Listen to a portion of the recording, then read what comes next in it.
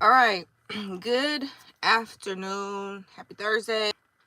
I wanted to talk about a few things. I actually been meaning to get back on here. I've been doing better with my consistency with my videos, and I had some things that I wanted to chat about. So I have not been keeping up with Love and Marriage Huntsville. I kind of fell off. Break they did. It came back in November, and I've had other things going on, so I really have not been able to stay on top of what's going on. But I just remember the situation with me and Destiny and Moses and how all of that went down. So if you don't watch Love and Marriage Huntsville, you're gonna be like, what is she talking about? But if you watch the show, particularly the last season or the last piece of the season, I have these flyaways, y'all. I'm trying to keep product out my hair so it's all fluffy. So if you have not been watching Love and Marriage Huntsville, I will quickly go over the situation and then current events. Thank you. Thank you. Yeah, I had to girl, these roots was given, okay? And I was like, let me go back to my honey blonde. It's fall. It works. All right. So if you haven't been watching the show Love and Marriage Huntsville, there are characters or there's a cast on the show, and one of them named Destiny. Now, Destiny is a divorcee, and she has a child. She has a son, right? And Destiny was dating a dude named Moses, right? And Moses didn't live in Alabama. He lived somewhere else, I think in Tennessee or something. I don't know if that's correct. They had a relationship or whatever. I think I got like makeup on my eye because I had laid down, y'all. So they were in a relationship, Destiny and Moses, right? And then at some point, their relationship split. And then Destiny, around the time that they split or whatever, there's just, okay, so per Destiny, there was some overlap. Moses and his current partner, who's actually his wife now, right? So, so Destiny and Moses was basically on the outs, breaking up or something like that. But Destiny says Moses was still in contact with her, trying to like reconcile and trying things out. And anybody who knows men knows that that's very common. They'll break up with you, you break up with them, and they'll be trying to get back with you and all that stuff. So it's not really hard to believe. Destiny is a beautiful woman. As is Sunni, who is the woman who Moses ended up marrying. So basically, Destiny and Moses were breaking up or were broken up. That's still for debate. Destiny says she has receipts, she has posts, or text messages from Moses, but whatever. So, on the show, okay, so Moses gets married to this lady named Sunni, right? Sunni is, I believe, in her early 40s. She doesn't have any children. And she just gets with Moses super fast. Immediately, like after they get married, almost. Of course, I'm watching the show, so I don't know the timeline for real. But I know they got married in like 90 days of knowing each other or being of their relationship starting, right? Because I'm going to back up and tell you a little bit more meat of the story. So Sunni marries Sunni really quickly.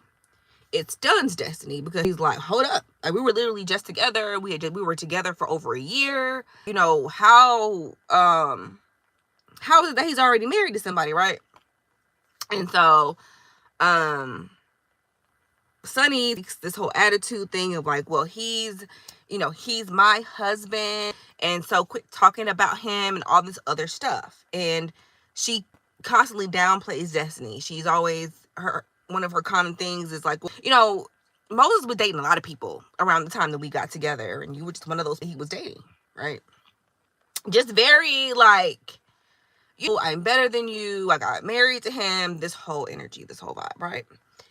And then Destiny is upset because what I haven't told you all is that Sunni was actually the producer on Destiny's producer, or a producer for the show, and she was working with Destiny. So basically, Destiny's telling her all her business.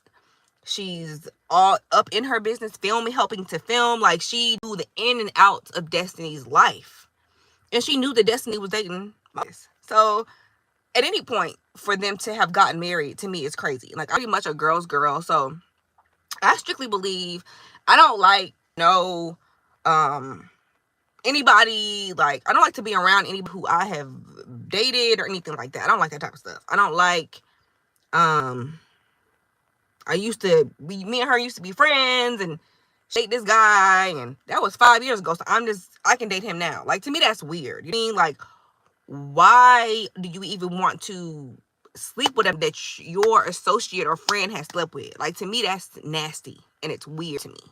I just feel like, I don't know. It's just me. I like to feel like my man is squeaky clean. Okay, don't nobody know him. Ain't nobody sleep with him. Like, his past is somewhere else. You know, he moved here from a whole other state or something. Like, I don't like the mingling, right? That's part of why I don't really fool with people. I try not to fool with people from my past. I have before, but they were not people where I'm just like, oh yeah, I know his ex-girlfriend. Me and her used to know. We were in history together. Like, you know what I'm saying? It's nasty. To me, really gross.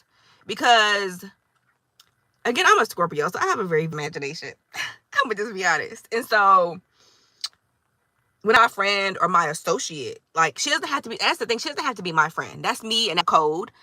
You don't have to be my friend, but if I've been around you, like, I don't feel like I should mess with any of those you mess with, and I don't feel like you should mess with any of the ones I've messed with. You know, I feel like it's too close for comfort.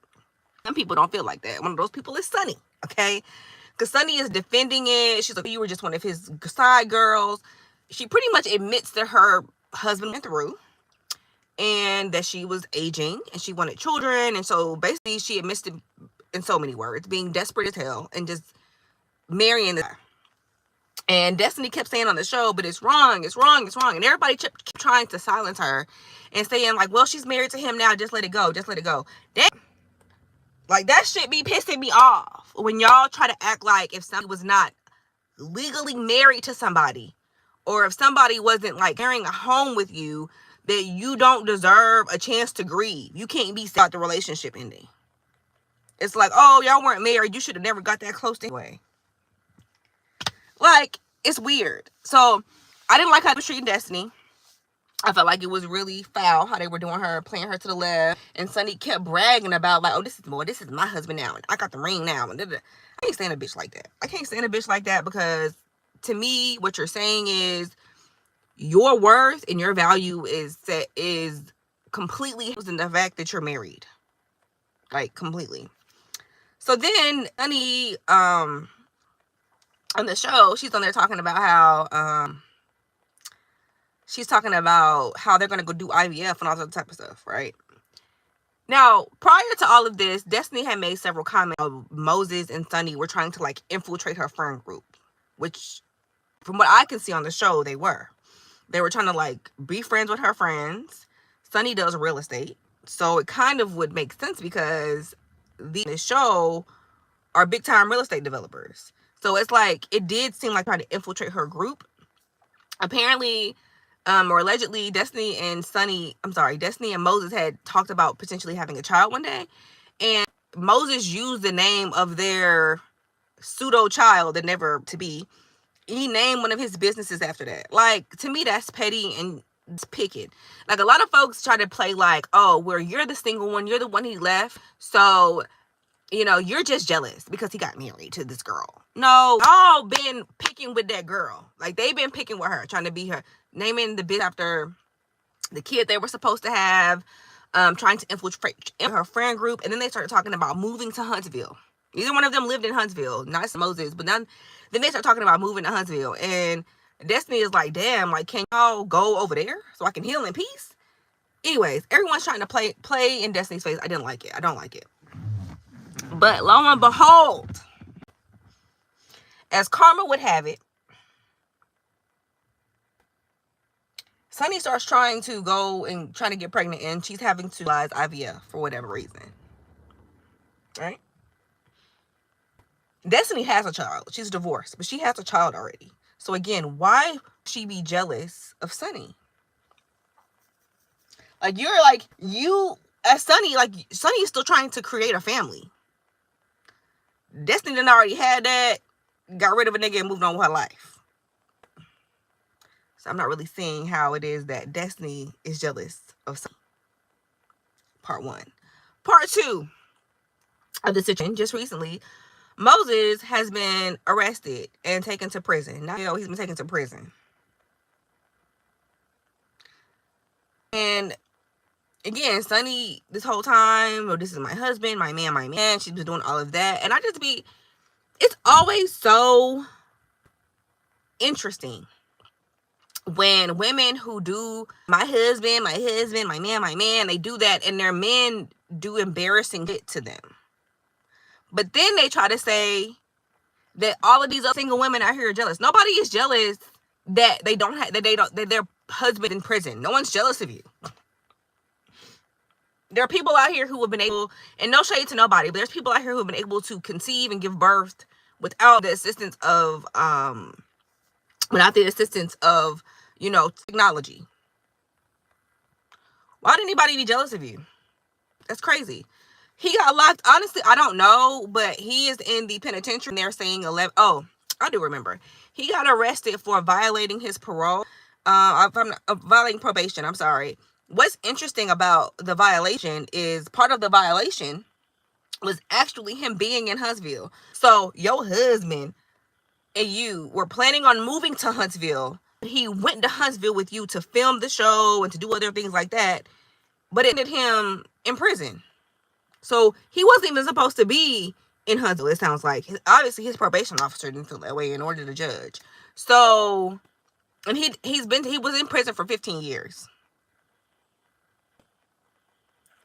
I had a relationship with somebody before that had went to prison, not jail, and they did a lot of time. I do not advise it. I mean, as you could imagine, a lot of people who have done time are not mentally capable of a lot of things that someone who has never done hard time has done or is able to process things. Because I mean, you have to, you know what I'm saying? Their mentality has been limited. And the person was accomplished, they had a career, they were doing things for themselves. I mean, still thinking about Moses, I'm like, Moses don't even sound like he all that. Which is like most of these men that I be seeing women brag about. They don't be all that. And then there's this thing, well, girl, you just married because I got a husband. No, honey, nobody is jealous of you. Like, half of these niggas are not exciting. Half of y'all are not having orgasms. Half of y'all, I mean, shit, divorce is a 50-50 situation right now. Like, you might have a great husband, you might not. But judging from the things that I see in mom groups, judging from my personal experiences, judging from just the things that I see on social media and in life, a lot of women are not happy. But they try to use this hierarchy thing of like, well, I'm married. Girl, if you married and your husband is in prison and you then did IVF and you pregnant and alone, how are you doing better than a single mother? There are single mothers, quote unquote, who didn't go through their pregnancy by themselves. There are single mothers who are financially capable of taking care of their kids by themselves. There are single mothers who are better off now that they left their child's father or that their child's father ran away to Timbuktu or whatever the hell. I just really chaps my ass that there's this implication of, oh, you're a single mother. I feel so bad for you, girl. Everybody who is a single mother is not suffering. There are perks to being alone. And most women will tell you that. There are perks to being. I know religion will tell you otherwise. Society will tell you otherwise. But that whole, like, whenever I hear a woman use that as her tool of like a comeback, well, at least I got a husband, girl. At least I got a girl. Bitch, your husband can be having sex with men on weekends and you don't even know about it. So it's not about having a husband. It's about having a really great partner. And if you did, you wouldn't even, the women I know who have amazing partners, they never use the fact that they're married as an insult to anybody else. Nobody. Yeah, so he's trash. And I think she got deep into her childbearing years and started panicking. Which I think a lot of women do. I've seen a lot of women do that, actually. I've seen a lot of very beautiful PhD having, doctoral degree having,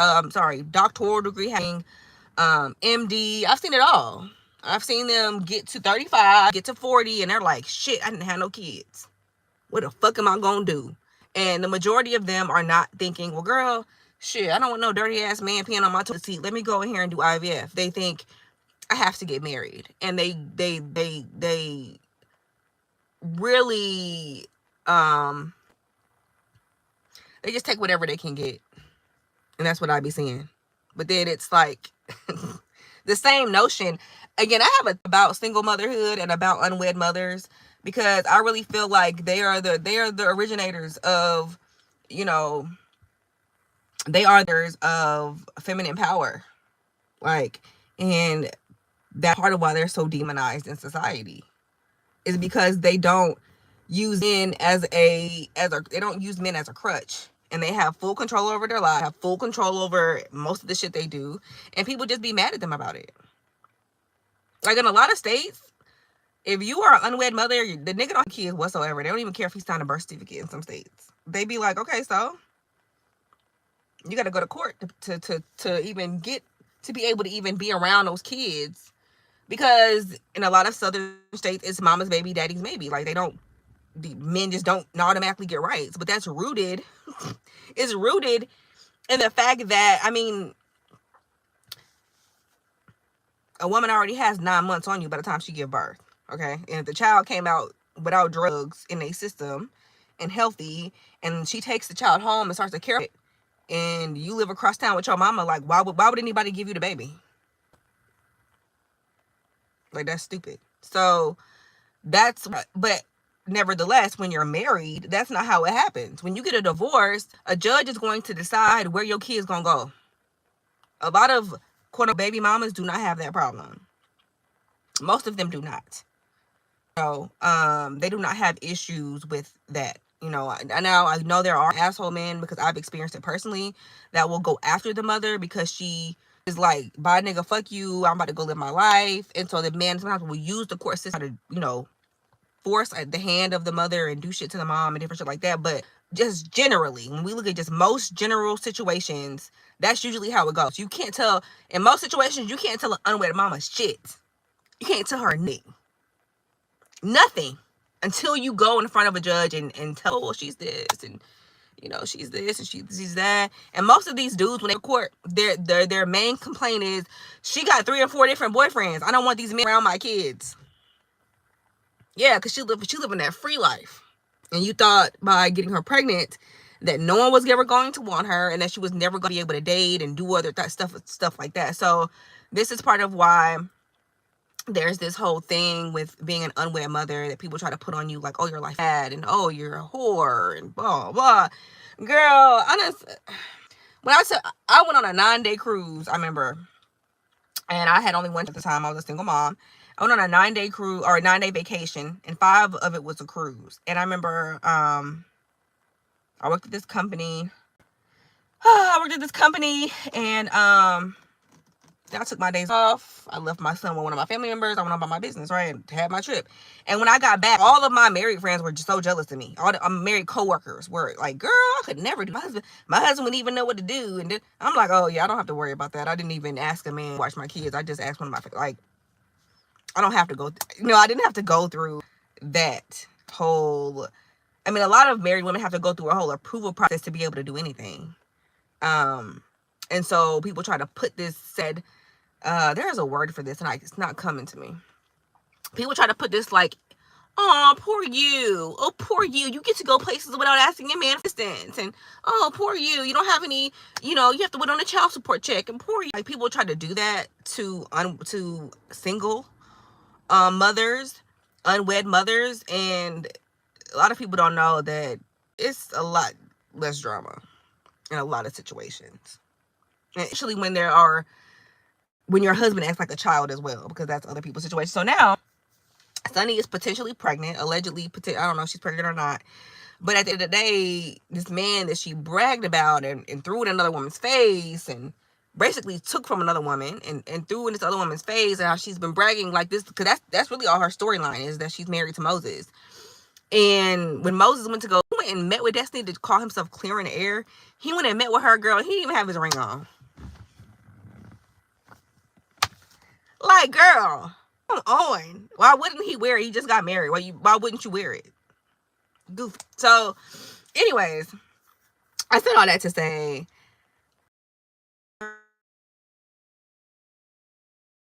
am I going to side with the person who who was being messy, or who call themselves taking the partner away from another partner. I'm never gonna, like, that's dumb to me. I'm never gonna side with that. Anyways, I'm gonna change subject. I was talking about letting people struggle. So one of the things that I wanted to talk about, I've seen a lot of Black women doing videos about how they're going to divest from helping people, and if anything goes wrong, they're going to turn turn the other way, and they're not going to help anybody anymore, and they're done mammying. And baby, welcome.